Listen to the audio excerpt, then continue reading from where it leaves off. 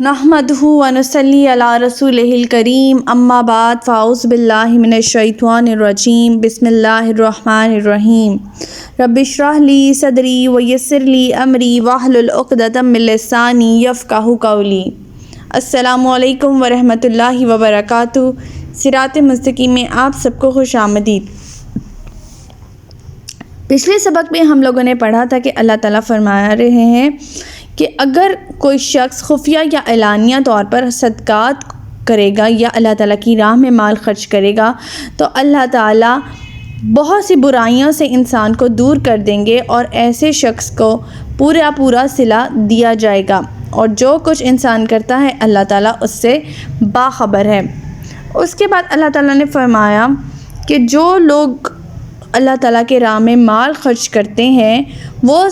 صرف اللہ کی رضا اور اگر اس کی خوشنودی کے لیے مال خرچ کرے ہیں تو اس کا صلہ اللہ تعالیٰ انہیں ضرور دیں گے، دگنا چگنا اور کئی گنا، بلکہ کئی گنا بڑھا کر دیں گے، کیونکہ اللہ تعالیٰ بہت وسعت والے ہیں اور بردبار بھی ہیں۔ پھر اللہ تعالیٰ آپ صلی اللہ علیہ وسلم سے مخاطب ہوتے ہوئے فرما رہے تھے کہ لوگوں کو راہ راست پر لانا آپ کی ذمہ داری نہیں، کیونکہ کچھ لوگوں کا خیال تھا کہ اگر وہ اپنے غیر مسلم رشتہ داروں محتاجوں پر خرچ کریں گے تو شاید وہ دین اسلام کی طرف آ جائیں۔ اللہ تعالیٰ نے فرمایا کہ ایسا نہیں ہے،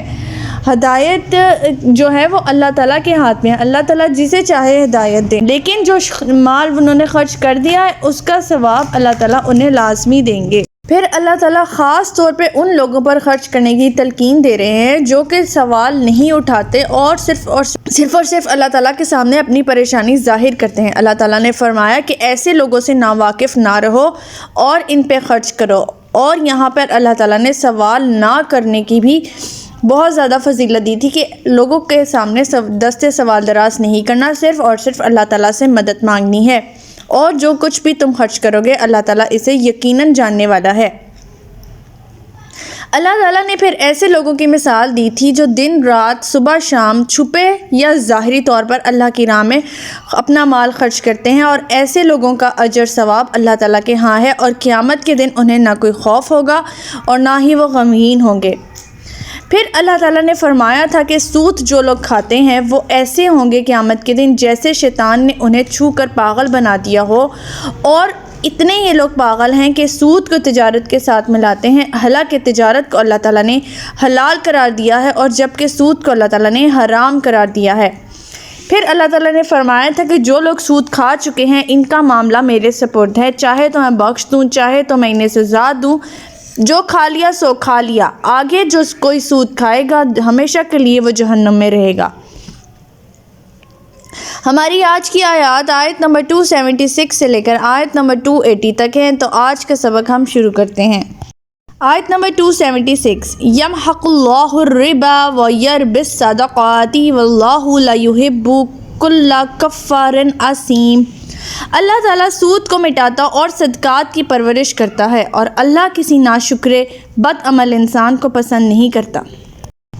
اگرچہ بظاہر نظر آتا ہے کہ سود لینے سے مال بڑھتا ہے اور صدقہ دینے سے گھٹتا ہے، لیکن حقیقت اس کے بالکل برعکس ہے۔ اس کی ایک صورت تو یہ ہے کہ سود کے مال میں برکت نہیں ہوتی اور مال حرام بود بجائے حرام رفت والی بات ہو جاتی ہے، یعنی مال حرام جائے حرام است والی بات ہو جاتی ہے، اور صدقات دینے سے اللہ تعالیٰ ایسی جگہ سے اس کا نعم البدل عطا فرماتے ہیں جس کا اسے خود بھی وہم و گمان نہیں ہوتا، اور یہ ایسی حقیقت ہے جو بارہا کئی لوگوں کے تجربہ میں بھی آ چکی ہے۔ یہاں پہ ناشکرے سے مراد وہ سود خور ہے جس کے پاس اپنی ضروریات سے زیادہ رقم موجود ہے، جس سے وہ اپنے کسی محتاج بھائی کی مدد کرنے پر آمادہ نہیں ہوتا، نہ اسے صدقہ دینا چاہتا ہے، نہ قرض حسنہ دیتا ہے، بلکہ الٹا اس سے اس کے گاڑے پسینے کی کمائی سود کے ذریعے کھینچتا چلا جاتا ہے، حالانکہ یہ زائد پیسہ اس پر محض اللہ کا فضل تھا، اور صدقہ یا قرض دے کر اسے اللہ کے اس فضل کا شکر ادا کرنا چاہیے تھا، مگر اس نے کیا کیا؟ اس نے زائد رقم کو سود پر چڑھا کر اللہ کے فضل کی انتہائی ناشکری کی ہے، لہٰذا اس سے بڑھ کر بد عمل اور گناہ کی بات اور کیا ہی ہو سکتی ہے۔ آیت نمبر 277، ان الذین آمنوا وعملوا الصالحات واقاموا الصلاة وآتوا الزکاة لهم اجرهم عند ربهم ولا خوف علیہم ولا هم یحزنون۔ البتہ وہ لوگ جو ایمان لائے اور انہوں نے نیک کام کیے، نماز قائم کرتے رہے اور زکوٰۃ ادا کرتے رہے، ان کا اجر ان کے پروردگار کے پاس ہے، انہیں نہ کوئی خوف ہوگا نہ ہی وہ غمگین ہوں گے۔ قرآن کریم میں بارہا یہی دستور آپ ملاحظہ فرمائیں گے کہ جہاں اہل دوزخ کا ذکر آیا تو ساتھ ہی اہل جنت کا بھی ذکر آ گیا۔ اب ایسا ہی ہو رہا ہے کہ سود کے مضمون میں ایک دم اللہ تعالیٰ نے ایمان والوں کی بات کر دی ہے کہ جو نیک اعمال کرتے ہیں اور نماز قائم کرتے ہیں اور زکوٰۃ ادا کرتے ہیں، ان کا اجر اللہ تعالیٰ کے ہاں ہے اور انہیں قیامت کے دن نہ کوئی خوف ہوگا اور نہ ہی وہ غمگین ہوں گے۔ آیت نمبر 278، یا ایھا الذین آمنوا اتقوا اللہ وذروا ما بقی من الربا ان کنتم مؤمنین۔ اے ایمان والو، اللہ سے ڈرتے رہو اور اگر واقعی تم مومن ہو تو جو سود باقی رہ گیا ہے اسے چھوڑ دو، یعنی جو آپ نے ڈیلنگ کر لی ہے سود کی وہ کر لی ہے، وہ اب معاملہ اللہ کے سپرد ہے۔ اللہ تعالیٰ سے بخشش مانگیں اور استغفار کریں، اللہ تعالیٰ چاہے تو بخش دے، چاہے تو اللہ تعالیٰ اس کی سزا دے۔ جو رہ گیا اس کے اوپر سود نہ لو، اسے ایسے ہی چھوڑ دو اور اللہ تعالیٰ سے ڈرتے رہو، یہ تلقین کی جا رہی ہے اس آیت میں۔ آیت نمبر 279،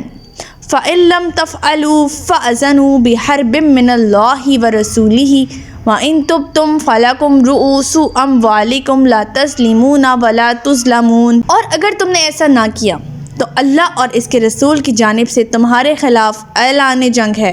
اور اگر سود سے توبہ کر لو تو تم اپنے اصل سرمایہ کے حقدار ہو، نہ تو تم ظلم کرو اور نہ تم پر ظلم کیا جائے۔ کتنی خطرناک آیت ہے یہ۔ یہاں اللہ تعالیٰ فرما رہے ہیں ایسے شخص کے بارے میں جس نے اللہ اور اس کے رسول کا حکم نہیں مانا، سود لیا، اور کیا ہوا؟ ایسے شخص کی مثال ایسی ہے کہ اس نے اللہ اور اس کے رسول کے خلاف اعلان جنگ کر دیا ہو، ایسی اعلان جنگ